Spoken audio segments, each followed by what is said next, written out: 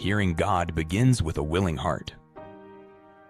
Proverbs 20 verse 12 tells us that the God who made our ears to hear also shapes our hearts to listen. God isn't distant or silent. He's attentive and inviting.